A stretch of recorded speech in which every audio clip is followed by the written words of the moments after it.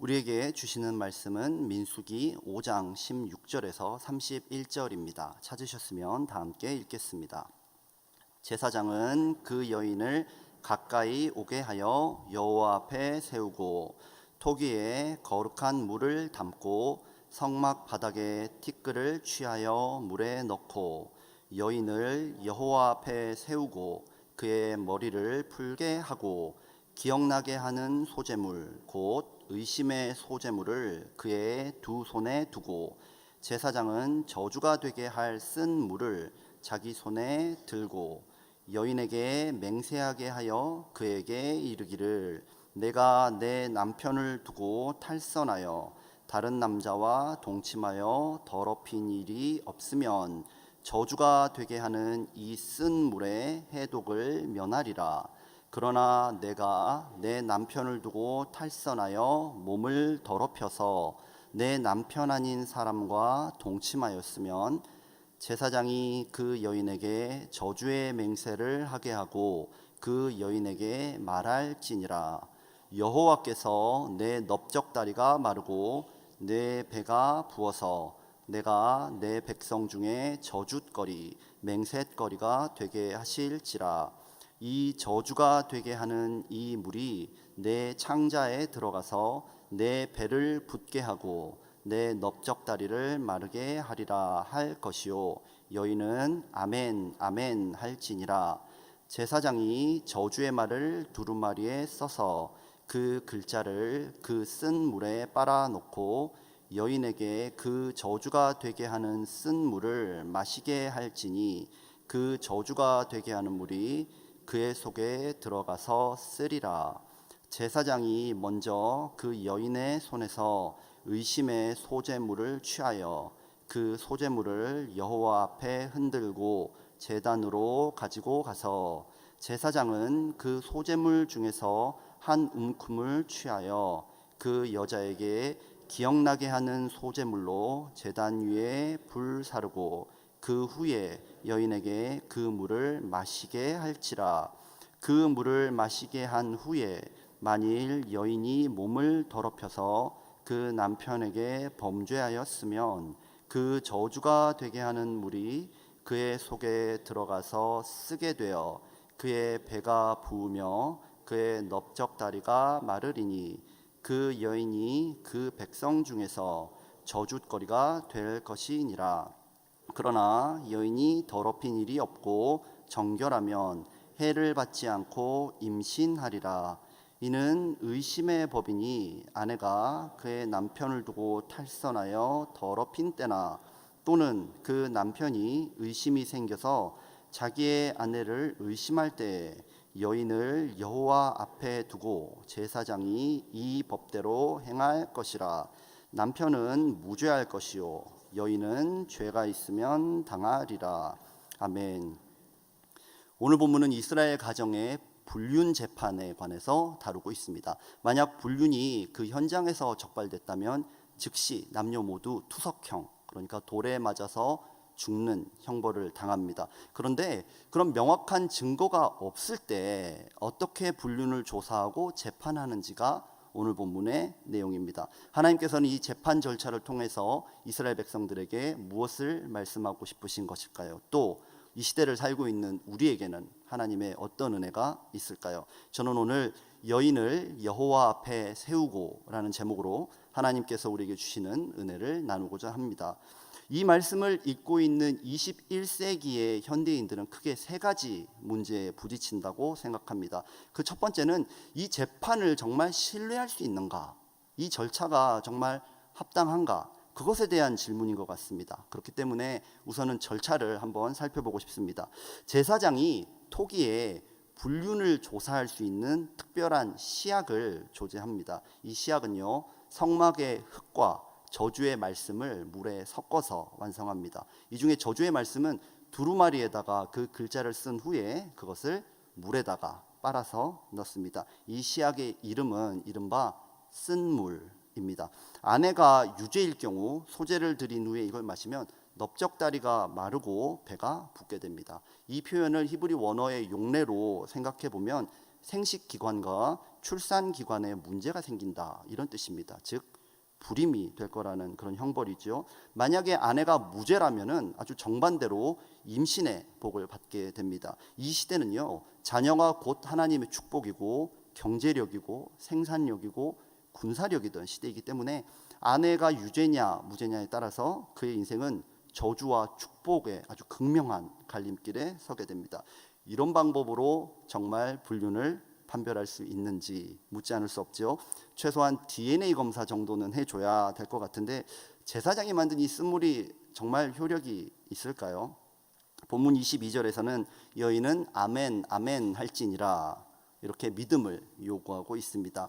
이 말씀을 듣고 있는 사람들은요, 이스라엘 민족들 출애굽 제1세대입니다. 사람의 머리로는 이해할 수 없고 상상조차 할 수 없는 기적이 눈앞에서 일어나는 것을 전부 다 목격한 사람들입니다. 그렇기 때문에 하나님께서 오늘 이 본문의 말씀을 명령하셨을 때 이스라엘 민족은 당연히 그대로 받아들였을 것이고요, 우리 또한 하나님의 말씀을 그대로 믿는 자리에 서야 할 줄 믿습니다.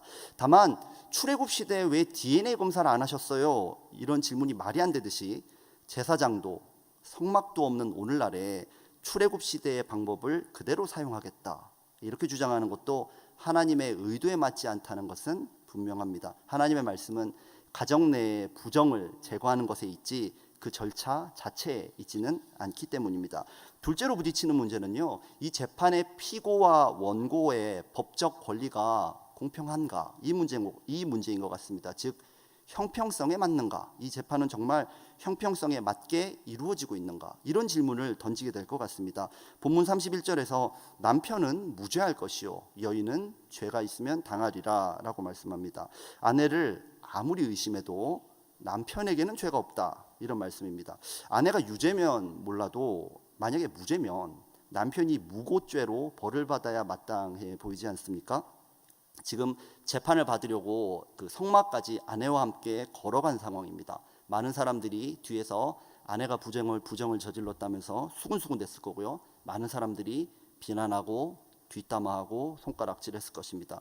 여인은 제사장이 보는 앞에서 머리카락을 다 풀어 헤치고 죄인의 모습이 되어서 쓴물을 마신 상황입니다. 그런데 그 아내가 무죄로 판명이 됐다면 남편이 공개 사과를 하든지 아니면 하나님 앞에 속건제를 드리든지 아니면 아내에게 최소한의 보상이라도 해야 될 것 같은데 그런 거 하나도 없이 그냥 아무 일 없던 것처럼 쓱 넘어가 버립니다.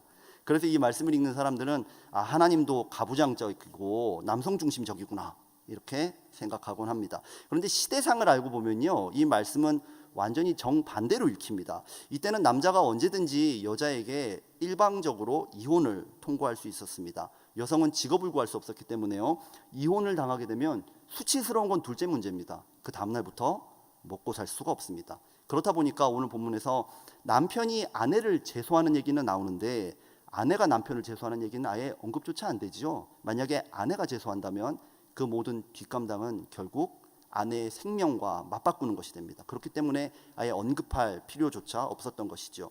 이런 시대 분위기 속에서 남편이 물증 없이 심증만으로 아내를 의심하게 되면 이스라엘 공동체는 가정이라는 그 기초부터 와르르 무너지게 될 것이고 가나안 전쟁의 패배는 너무나 불보듯이 뻔해집니다. 그러니까 하나님은 남편의 권위를 강력하게 세워주시면서도 하나님이 직접 재판장이 되어주시는 것입니다. 하나님 앞에 서 있는 무죄한 아내의 정결함을 하나님이 직접 보증해 주실 뿐만 아니라요, 하나님의 법적 보호망 안으로 품어주시고 임신의 복까지 더하여 주시는 것입니다.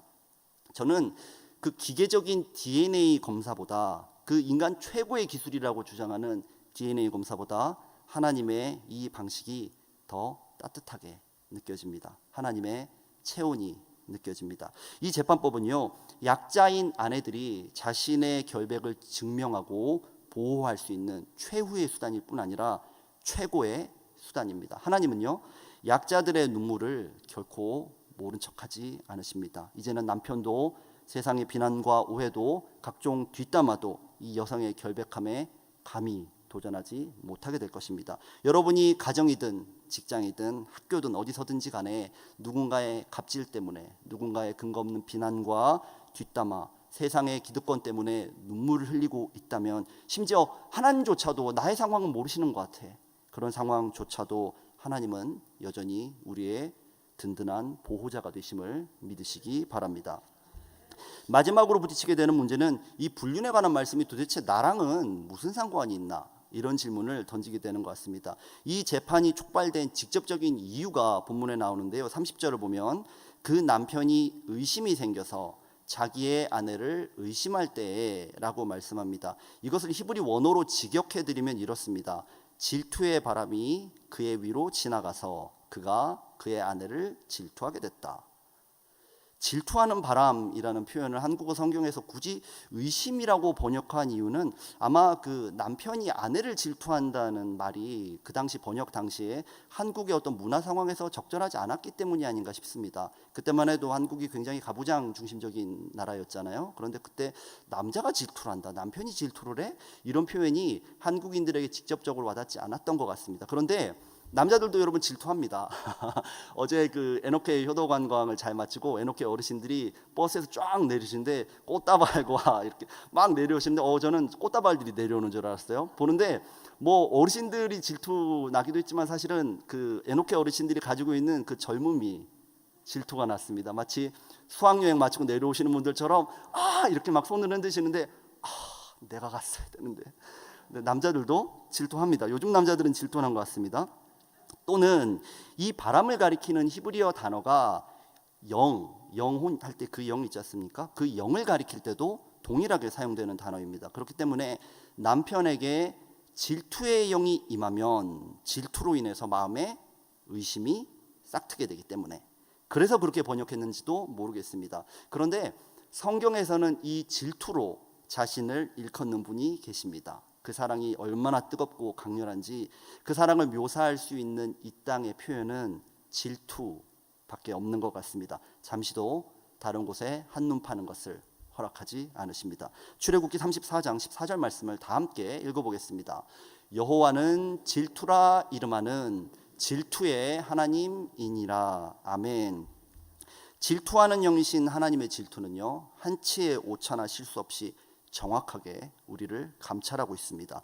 지금도 감찰하고 계십니다. 하나님의 우리를 향한 사랑은 결코 멈추지 않고 결코 실패하지 않습니다. 우리가 정말 하나님 사랑하는지, 우리가 진실로 마음을 다해서 순종하고 있는지, 하나님을 우리 삶의 최우선순위에 놓고 있는지 하나님은 늘 보고 계시고 질투하고 계십니다. 신약에서도 마찬가지입니다. 야고보서 4장 5절 말씀을 다 함께 읽어보겠습니다. 너희가 하나님이 우리 속에 거하게 하신 성령이 시기하기까지 사모한다 하신 말씀을 헛된 줄로 생각하느냐. 아멘. 남편이 아내를 불륜의 재판대에 세우듯이 전적으로 의로우신 하나님께서 지금 우리를 하나님 앞에 세우시면 그 심판을 피할 수 있는 사람이 있을까요? 여러분 어제 하루 종일 하나님을 생각하고 그분을 의지하고 그분과 동행하셨습니까? 그분에게 분명히 초점을 맞추셨습니까? 자식 걱정, 노후 걱정, TV 드라마에 오늘은 팬데믹, 내일은 바이러스, 이렇게 시선이 혹시라도 흐트러지지는 않았습니까? 나 정도면 괜찮아. 나는 그래도 남보다는 괜찮으니까 괜찮을 거야. 아닙니다, 여러분. 하나님의 저주의 쓴물을 먹고 견뎌낼 수 있는 의인은 이 세상에 단 한 명도 없습니다. 그런데 희망이 있습니다. 우리가 마셔야 했던 그 쓴물을 대신 마신 예수님이 계시기 때문입니다. 우리가 바로 죄인이기 때문에 우리가 그 쓴물을 마시고 저주를 받았어야 되는데 예수님께서 우리 대신 그 저주의 쓴물, 십자가의 쓴 잔을 마시셨기 때문에 우리는 하나님 앞에 의인이 되었을 뿐만 아니라 하나님의 복이 넘쳐나는 인생이 된 줄 믿습니다. 하나님의 축복을 받는 신부가 된 우리들인 줄 믿습니다. 지금 이 시대 우리가 살 수 있는 길 무엇일까요? 오직 예수님의 십자가뿐입니다. 오늘 내가 예수님 붙들지 않고도 이길 수 있다. 내가 저 문제를 이길 수 있을 거야. 오늘 내가 가나안에 가서 싸우면 이길 수 있어.